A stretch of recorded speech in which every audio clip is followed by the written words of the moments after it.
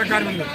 అటువంటి భవన నిర్మాణ కార్మికులు ఇవాళ శ్రమ చూచిన బుద్ధంతా కష్టపడినా ఇవాళ కొట్టుకోవడం నిన్న పరిస్థితుల్లో అనేక ఆర్థిక ఇబ్బందులతో సతమతమవుతున్న కార్మిక సంక్షేమం కోసం దశాబ్దాల తరబడి పోరాడి భవన నిర్మాణ కార్మికుల సంక్షేమ చట్టాన్ని సాధించుకోవడం జరిగింది.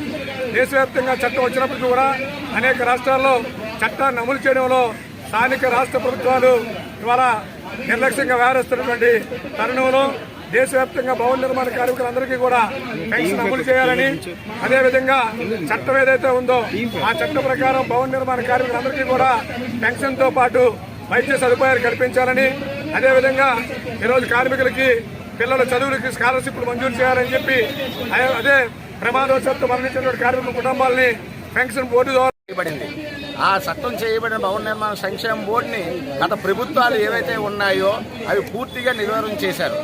నిర్వహణ చేయడం కాకుండా ఏవైతే క్లైమ్స్ ఉన్నాయో క్లైమ్స్ కానీ పెండింగ్లో ఉన్న క్లైమ్స్ కానీ అలాగే కార్మిక సంక్షేమ బోర్డు నుంచి వచ్చే నిధులు కానీ ఆపేసి ఇంతవరకు ఇవ్వకుండా కార్మికులను ఇబ్బంది పెట్టే పరిస్థితి ఉంది.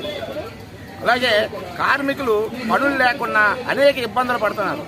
బిల్డింగ్ కన్స్ట్రక్షన్లు కూడా ఆగిపోయాయి. ఇసుక లేకుండా, అలాగే సిమెంట్ ధరలు పెరిగి, రాడ్ ఐరన్ రేట్లు పెరిగి అనేక ఇబ్బందులు, ప్రతి అడ్డాలో కూడా కార్మికులు పనులు లేకుండా జీవనం సాగిస్తున్నారు. దీనికి ప్రభుత్వం చొరవ తీసుకొని రేట్లు అదుపులో చేయాలి. సంక్షేమ బోర్డు ఏదైతే ఉందో ఆ సంక్షేమ బోర్డుని పునరుద్ధరించాలి. పెండింగ్లో ఉన్న క్లైమ్స్ అన్ని కూడా రిలీజ్ చేయాలి. అలాగే పిల్లల స్కాలర్షిప్లు ఇవ్వాలి. అలాగే కార్మికులకి వృద్ధాప్య పెన్షన్ ఇవ్వాలి. అలాగే పక్కా గృహాలు నిర్మించాలి. అవన్నీ కూడా మా భవన నిర్మాణ కార్మిక సంఘం తరపు నుంచి డిమాండ్ చేస్తున్నాం. అలాగే ఈరోజు ఢిల్లీ 28వ తేదీన ఢిల్లీ సెలవు ఢిల్లీ కార్యక్రమం పెట్టడం